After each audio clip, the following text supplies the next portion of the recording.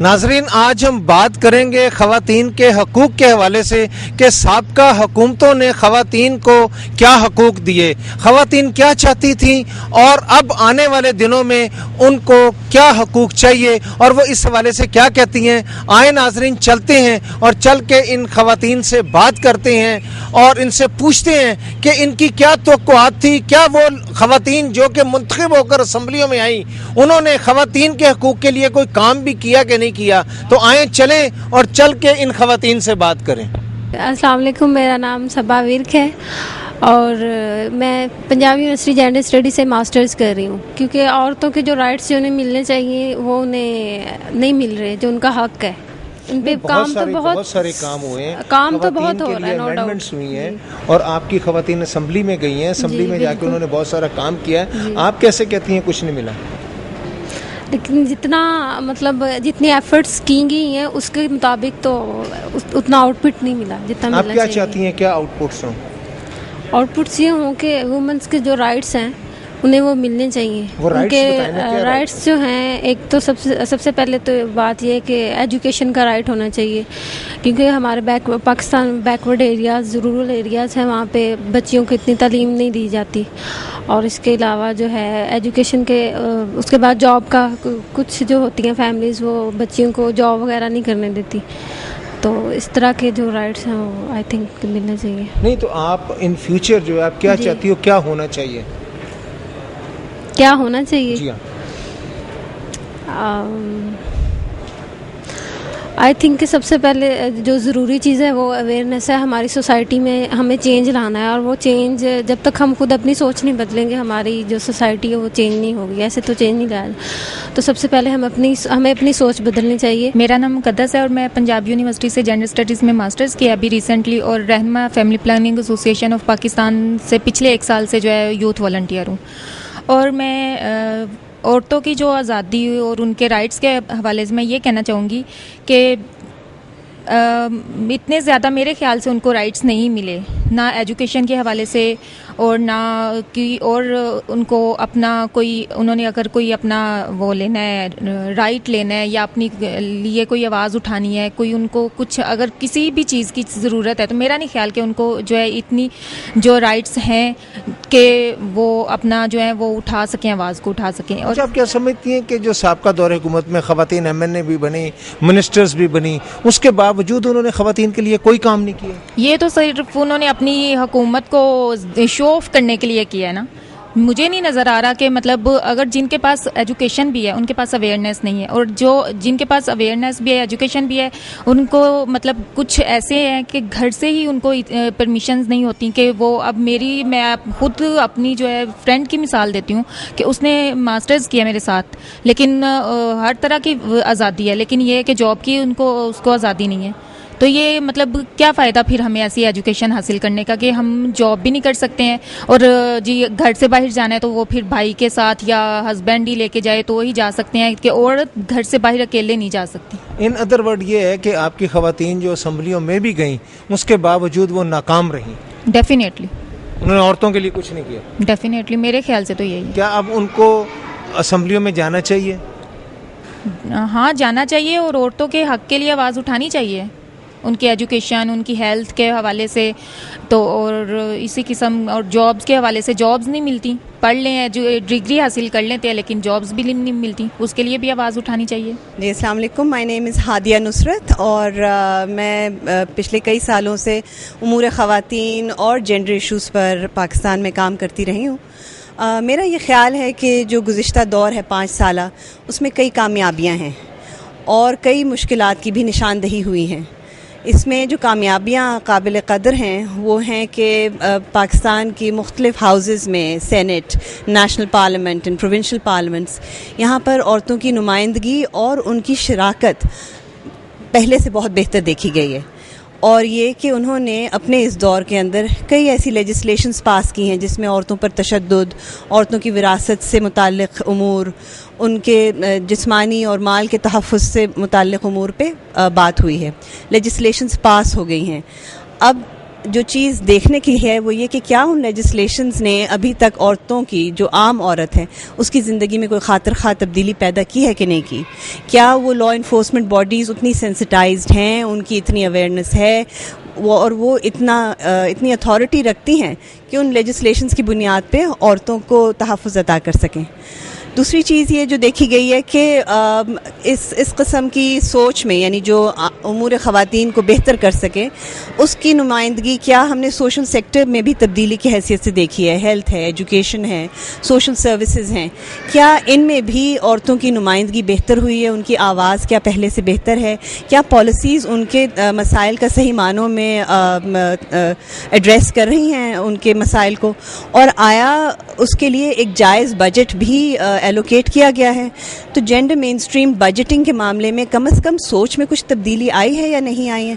ये कुछ अहम चीज़ें हैं कि जो शुरू हुई हैं इस दौर में, और मुझे ये उम्मीद है कि ये आने वाले दौर में मज़ीद देखी जाएंगी, क्योंकि अब पॉलिटिकल पार्टी के मैंडेट्स इस किस्म के हैं कि जिसके अंदर ख़वातीन के उमूर के बारे में खुल के बात की जाती है, और ये एक पॉइंट ऑफ गैदरिंग यानी एडवोकेसी और लॉबिंग के लिए कि पॉइंट नुक्ता इस्तेमाल किया जाता है, क्योंकि औरत बहैसियत वोटर अब मानी रखती है और एक वेटेज रखती है और एक आवाज़ रखती है। तो इस दौर ने कई अहम कंट्रीब्यूशंस की हैं। अब जो देखने की चीज़ है वो ये है कि सोशल सेक्टर में जितनी ख़वातीन एम्प्लॉयड हैं, डॉक्टर्स, टीचर्स, क्या इनकी वेजेस में इक्विटी पैदा की जा सकती है? क्या इनका स्टेटस मजबूत किया जा सकता है? क्या इनको इस तरह से मेन स्ट्रीम किया जा सकता है कि सही मानों में ये 50% सिटीजनशिप की अलंबरदारी कर रही हैं और उसका हक़ अदा कर रही हैं? और क्या गवर्नमेंट इनके लिए रिस्पॉन्सिव है कि नहीं? भी कोई हुकूमत आई है तो औरतों के लिए जितना होना चाहिए था उतना काम हुआ है। अब देखेंगे बेनज़ीर का था तो इनकम सपोर्ट ख़वातीन के लिए ही हुआ था। उसके बाद नवाज शरीफ ने भी वो वर्किंग वूमेन के लिए काफ़ी कुछ किया है, जैसे 33 मार्च के लिए हवाले से उनको हकूक़ दिलाए हैं। इस तरह कोई भी हुकूमत आती है तो वो जितना होना चाहिए उतना करते हैं, लेकिन हर चीज़ के लिए थोड़ा टाइम दरकार होता है और आहिस्ता आहिस्ता हकूक़ मिल रहे हैं उनको, जैसे असम्बलियों तक पहुँच हो गई है। तो इस तरह हर अदारे में औरत एक काम कर रही है। निगहत यास्मीन असिस्टेंट डायरेक्टर के तौर पे काम कर रही हूँ वुमेन डेवलपमेंट डिपार्टमेंट में। गुज़िश्ता जो दौरे हुकूमत गुजरा है, मैं पंजाब के रेफरेंस से बात करूँगी। औरतों के लिए जो गुज़िश्ता हुकूमत ने किया वो एक अलहदा महकमे का क़याम था। वुमेन डेवलपमेंट डिपार्टमेंट बनाया गया जिसमें औरतों के लिए काफ़ी काम हुआ। वुमेन एम्पावरमेंट पैकेज 2012 अनाउंस किया गया, जिसमें फ़ीमेल का कोटा जो है वो 15% तक इंक्रीज़ कर दिया गया। इसके अलावा प्रॉपर्टी राइट्स में बहुत सी चेंजेस लाई गई। मैटरनिटी लीव की कुछ कंडीशंस थी जो कि हटा दी गई। इसके अलावा पैटर्निटी लीव दी गई जो कि ऑल्सो स्ट्रेंथन कर रही थी फ़ीमेल को ही। इसके अलावा भी बहुत से फ़ीमेल से रिलेटेड जो हैं वो इनिशिएटिव्स लिए गए हैं। लेकिन सिर्फ औरतों का एक अलहदा महकमा बना देने से मसाइल हल नहीं होते। हमें औरतों के लिए बहुत कुछ करने की ज़रूरत है, क्योंकि हम उस दौर से ताल्लुक़ रखते हैं जब फ़ीमेल को ज़िंदा दरगोर कर दिया जाता था। अब उन पुरानी रस्मों से जो है पीछा छुड़ाने के लिए हमें काफ़ी वक्त दरकार है और इसके लिए हमें काफ़ी ज़्यादा मेहनत की ज़रूरत है। स्पेशली अगर मैं वुमेन एम्पावरमेंट पैकेज की बात करती हूँ तो ये ज़्यादातर जो है जो अर्बन एरियाज़ की फ़ीमेल हैं उनको फोकस किया गया इसमें, लेकिन रूरल एरियाज़ की फ़ीमेल पे इतना फोकस नहीं है। हम रूरल एरियाज़ में जाते हैं तो वहाँ पे फील्ड में जो है वो फ़ीमेल्स काम कर रही होती हैं, लेकिन जब उनको उसका आउटपुट लेने का वो वक्त आता है तो there is no output for female. वो खेतों पे सारा दिन काम भी करती हैं, घर में आके दांत भी तुड़वाती हैं, लेकिन हम उस फीमेल को तो देख रहे हैं जो कि ऑफिस में जाती है, एजुकेशन हासिल करने के बाद ऑफिस में जा रही है और अपने जो है वो राइट्स के लिए आवाज़ बुलंद कर रही है। हम उसके लिए काम कर रहे हैं, लेकिन what we are doing for the females who are working in the farms we have to do for the rural women as well as for the urban women. मैं यहाँ ये बताना ज़रूरी समझती हूँ कि MNCH प्रोग्राम जो कि mother newborn and child health programme है और उसका बेसिक ऑब्जेक्टिव ये था कि MDGs 4 और 5 अचीव करने हैं। माँ, नौज़ायदा बच्चे और 5 साल से कम उम्र के बच्चे की सेहत को इम्प्रूव करना है। उस पुराने PC1 में adolescent and reproductive health needs जो थी ऑफ यूथ वो इस तरह से एड्रेस नहीं की गई थी, लेकिन अब हमने अपने रिवाइज PC1 में एडोलेसेंट की रिप्रोडक्टिव हेल्थ नीड्स को एड्रेस किया है और कोशिश की है कि हमारा हेल्थ फैसिलिटी का स्टाफ और कम्युनिटी लेवल के स्टाफ की हम कैपेसिटी बिल्डिंग भी करें और वो तमाम लॉजिस्टिक एंड सप्लाईज अपने कम्युनिटी लेवल पे भी और फैसिलिटी लेवल पे भी प्रोवाइड कर सकें ताकि हम अपने इस इशू को ओवरकम कर सकें। मेरा नाम सहरी शफीर, मैं पंजाब यूनिवर्सिटी से मास्टर्स कर रही हूँ और मैं ये चाहती हूँ कि जो मौजूदा हुकूमत है ये फर्दर फैसिलिटीज़ प्रोवाइड करे वुमेंस के लिए, स्पेशली तो वुमेंस को उनकी एजुकेशन के लिए कुछ करना चाहिए।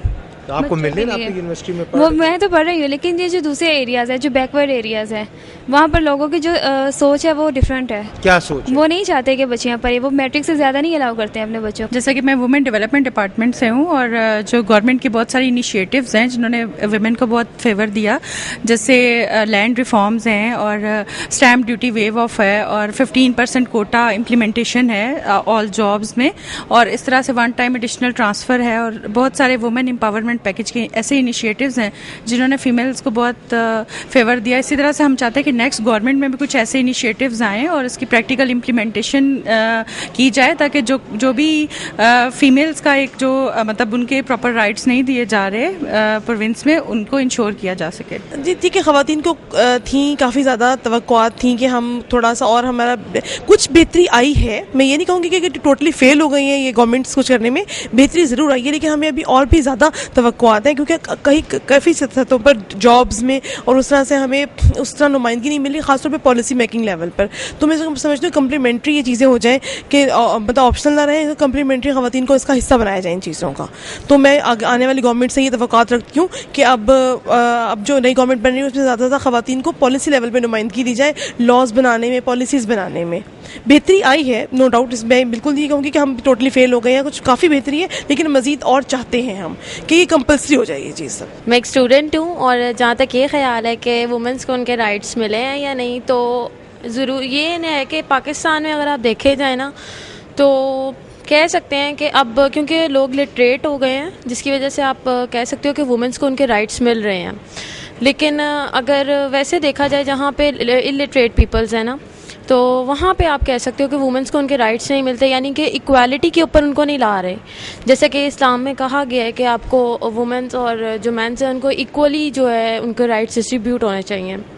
तो अगर उस तरह से देखा जाए तो कह सकते हैं कि अब 60% जो है ना वुमेंस को उनके राइट्स मिल रहे हैं, और यानी कि जो एजुकेटेड हैं और आगे आ रही हैं, तो उस तरह से अगर देखा जाए तो काफ़ी मिलते हैं। लेकिन अगर वही बात होगी इलिटरेट और लिटरेट की भी, एजुकेशन क्योंकि बहुत इंपॉर्टेंट है, तो उसके लिहाज से जैसे कि मैं भी एक लड़की हूँ और मेरी फैमिली मुझे सपोर्ट करती है, जैसे जो भी मेरा राइट है और जो एक लड़की का या वुमेन का होना चाहिए तो मुझे वो मिलता है।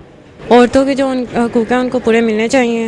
एक्चुअली मैं बताना चाहती हूँ कि ह्यूमन राइट्स के लिए ये है कि वुमेन ह्यूमन राइट्स के लिए सबसे ज़्यादा ये है कि हमारे लड़कियाँ जो हैं वो एजुकेशन तो हासिल कर लेती हैं, लेकिन एट द एंड उनको उसका कोई रिज़ल्ट नहीं मिलता when they go for looking for jobs and something like that. Even if they got a job, उनको वो सपोर्ट नहीं मिलती अपनी सोसाइटी से, उनके लिए वो पॉलिसीज़ नहीं है जो होनी चाहिए सोसाइटी में। Even in a professional thing उनको वो सपोर्ट नहीं मिलती।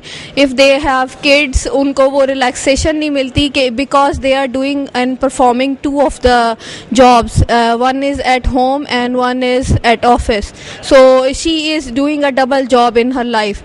सो उसके लिए कोई रिलैक्सेशन होनी चाहिए, कोई पॉलिसी डेवलप होनी चाहिए कि जिसमें लेडीज़ के कोई रिड्यूस्ड आवर हों या उनकी चिल्ड्रन सपोर्ट के लिए प्रॉपर कोई इस तरह के सिस्टमेटिक किस्म के डे केयर्स हों जहाँ पे वो अपने डे केयर्स हैं, बट गवर्नमेंट लेवल पे या प्रोफेशनल लेवल पे ऐसी कोई पॉलिसी नहीं है कि if you are maintaining an organisation and leading an organisation, this is a part of your organisation that you should keep a day care separately for your women workers.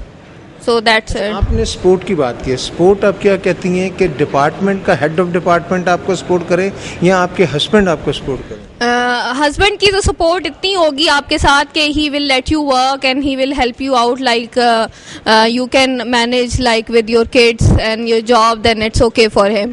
But from official point of view you need support from your heads and the organisation leaders कि if you are working they should give bit relaxation, कि अगर वो आपको कुछ इस तरह की opportunities दें कि अगर इफ़ आप बेबीज़ कैरी कर रहे हो, if they are too young, तो आपके लिए कोई ऑर्गेनाइजेशन का रूल एंड पॉलिसी हो के there should be an day care officially in the building around you, like it should be a part of office territory that there should be a daycare existence over there.